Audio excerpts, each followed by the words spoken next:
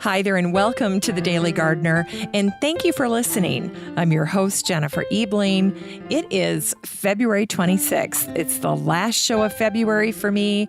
It is a Friday, and there are just 22 days until spring. And the next time I talk to you on Monday, there will be 19, and we will be starting a new month. So big changes are coming. Today, we celebrate a charming woman who became known as the Apple Blossom Lady. And we'll also learn about the man who raised the best begonias in the world back in the early 1900s. We'll hear some thoughts on Tussie Mussies.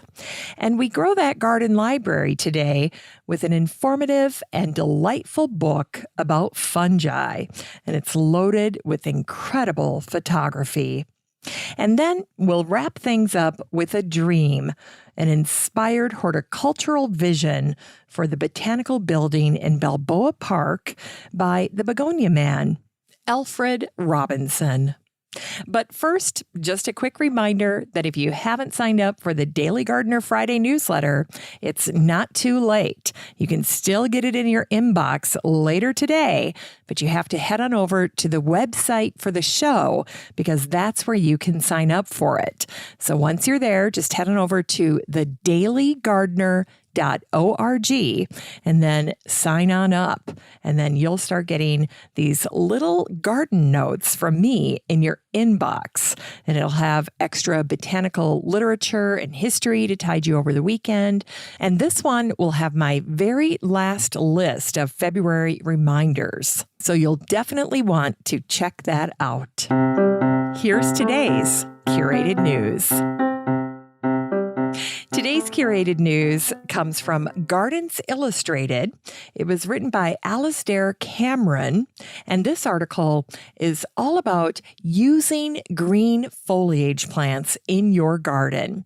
And the designer here is offering 5 tips on how to work with foliage and add more green to your garden's palette.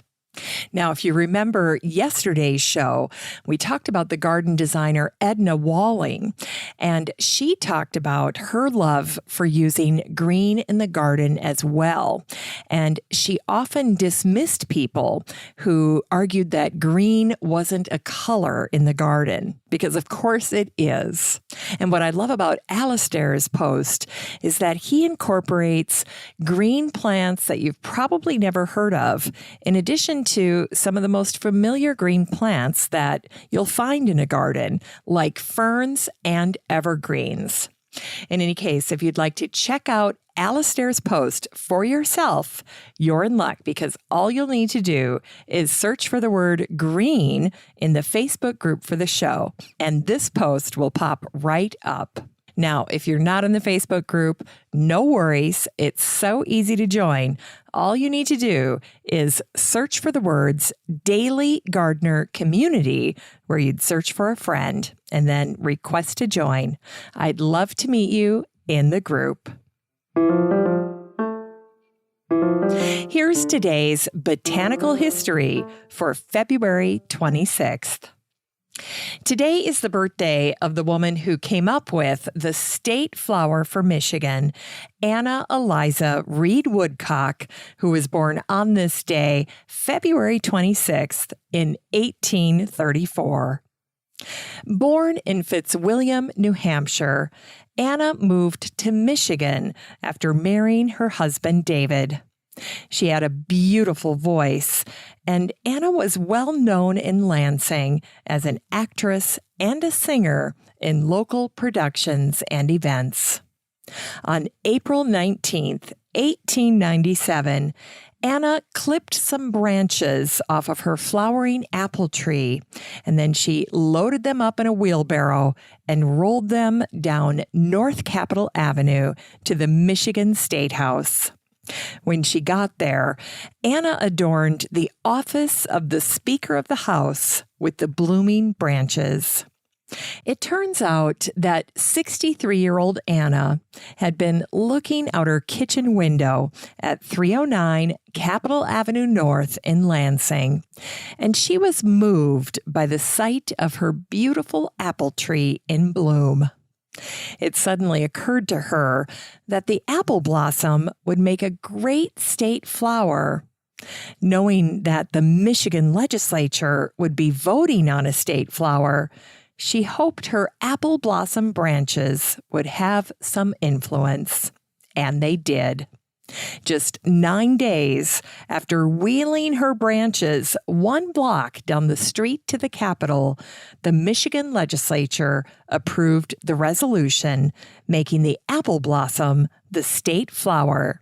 And they said, "Our blossoming apple trees add much to the beauty of our landscape, and Michigan apples have gained a worldwide reputation." In her old age, Anna remembered, quote, "When the selection of the state flower was voted on, blossoms from my snow apple tree trimmed the speaker's desk at Lansing, and the vote was unanimous for the apple blossom." In 1930, Anna passed away in Minnesota at the age of 96. I know this because in researching Anna, I actually had to create an ancestry tree for her.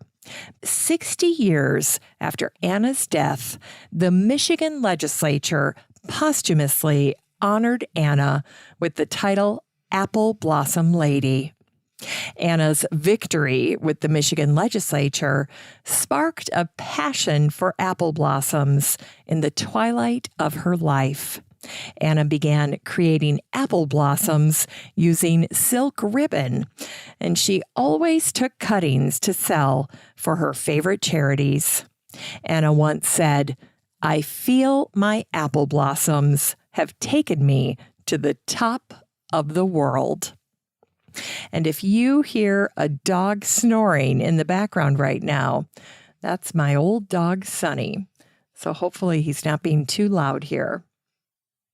And today is the anniversary of the British-American horticulturist and founder of the California begonia industry, Alfred D. Robinson, who died on this day, February 26th in 1942. Along with his wife, Marion, Alfred's passion was flowers. In the early 1900s, after hearing a religious leader speak about a utopian community called Loma Land, Alfred and Marion moved to Point Loma. Yet their fresh start in Point Loma, which included buying 10 acres of land, was irreparably damaged when their young daughter, Lenora, died of a heart issue. Losing Lenora devastated the Robinsons, and they left Point Loma and began building a new home in San Diego. As the gardens were getting established, their 15,000 square foot mansion was being built, and that mansion was called Rosecroft. The Rosecroft property became the home base for Alfred's begonia breeding program. And as Rosecroft's high-quality begonias made their way to nurseries and botanists around the country, Alfred solidified his reputation as a high-quality begonia grower. Now, Alfred came up with the idea to use lath houses for growing his begonias. Now, if you need help picturing a lath house, imagine a pergola that is topped with lattice and then has sides of lattice. And Webster's describes a lath house as a structure made of laths or slats that are spaced to reduce excess sunlight while permitting air circulation. Lath houses are great for plants that need more shade and also protection from strong winds. In 1933, the LA Times ran a story called The Useful Lath House by Eva Dale, and in it, Eva described the Rosecroft Lath House. She wrote, "Lath offers the desired protection, as well as effecting a substantial saving in water. By lathing the sides and part of the roof of a garden, a barren, windswept space can be transformed into a thing of beauty, affording shelter to man and plant alike. This may be done on a grand scale, as at Rosecroft at Point Loma, where Alfred Robinson has about an acre under lath, or at White Hill, Redlands, where Clarence White has an acre and a half of sun protection. But it can also give a great deal of satisfaction when done in a very modest fashion. Mr. Robinson is an authority on begonias and Mr. White on roses, but they both declare that these and many other plants do infinitely better in partial shade. Mr. White says that, quote, besides the conservation of bloom and vigor and the transpiration of water, there is also a moderation of the extremes of heat and cold. And he adds, there is less frost and better recovery when it does penetrate. Walter Merrill, former president of the San Diego Rose Society, has varied the idea somewhat by using bamboo instead of lath. After a year and a half, he says he would not, for anything, return to full sun for his roses. And in conducting my research, I found an early Rosecroft pamphlet that described the growing operation this way.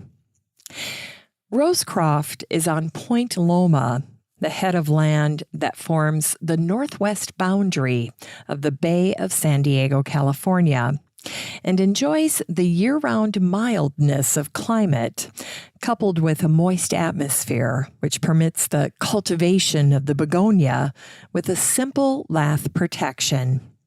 In such a shelter, Rosecroft grows. It's the best exposition of this family in the world. The so-called tree begonias attain a height of 24 feet, and all sorts flourish. In 1907, Albert and Marion, along with the great Kate Sessions, formed the San Diego Floral Association, and Albert served as the first president. 2 years later, the group started a little publication called California Garden, and it's still published today.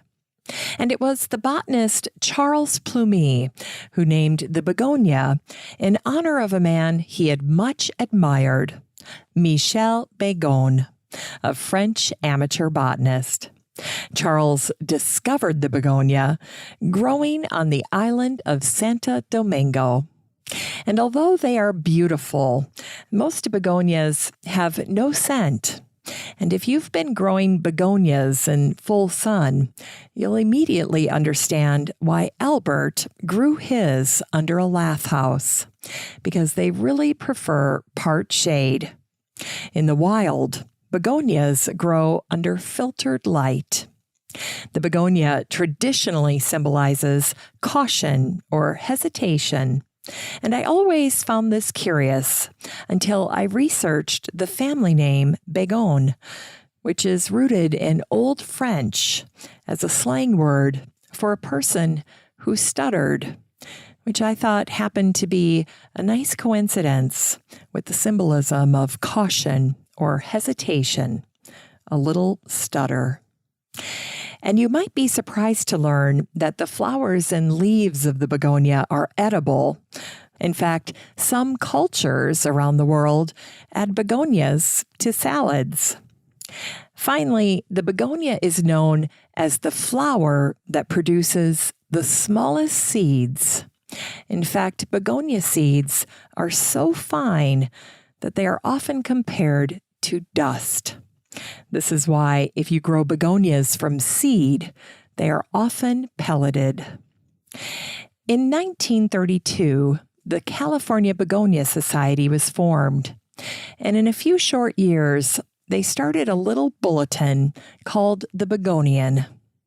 In 1935, it was Alfred Robinson that had suggested that the group broaden their reach, and the American Begonia Society was born. It's time for Unearthed Words. Today's unearthed words are from the great Vita Sackville West, the English author and garden designer, from her book, In Your Garden, one of my favorites. And this is a little excerpt about her thoughts on the Tussie Mussy. A dear neighbor brought me a Tussie Mussy this week. The dictionary defines Tussie Mussy as a bunch or posy of flowers, a nosegay, and then disobligingly adds that the word is obsolete. I refuse to regard it as obsolete. It is a charming word, and I have always used it and shall continue to use it, whatever the great Oxford Dictionary may say, and shall now take my neighbor's Tussie Mussy as a theme to show what ingenuity, taste, and knowledge can produce from a small garden, even in February. It's time to grow that garden library with today's book, Fantastic Fungi by Paul Stamets. This coffee table book came out in 2019, and the subtitle is How Mushrooms Can Heal, Shift Consciousness, and Save the Planet. It's the official book of the smash hit documentary. As Paul likes to say, mushrooms can heal you. They can feed you. They can kill you. And for all their power, fungi remain misunderstood, understudied, and often just plain old ignored as an aspect of our world. This book is the result of Paul's incredible documentary called Fantastic Fungi, and it features a collection of essay contributions from doctors, explorers, and ecologists that help us to better understand the magical world of fungi. And there's a great piece of information about fungi for gardeners to know, and that is that fungi eat rocks. And by eating rocks, fungi liberate the minerals from rocks and put these minerals back into the soil for plants. And when fungi join with algae, they form lichens. So when you see lichens, remember that marriage between fungi and algae. Finally, fungi are the foundation of the food web. There are more than 8 miles of fungi in a single cubic inch of soil, and all around the planet, there are gigatons of mycelium. For now, the field of mycology hasn't been a priority, and so fungi remain an uncharted frontier. Only about 10% of all fungi have been identified. But with any luck, our focus on fungi will change as we look to the future. As for gardeners, Paul is a fan of the garden giant mushrooms. They are fast-growing, and they do so much for the soil. For example, garden giant mushrooms can take 12 inches of wood chips and create 1 inch of soil in about 4 or 5 months. In a nutshell, mushrooms begin a domino effect that starts with fungi and ends with ecological restoration and soil expansion. Paul believes that keystone species like the garden giant mushroom lead to healthier gardens and ecosystems.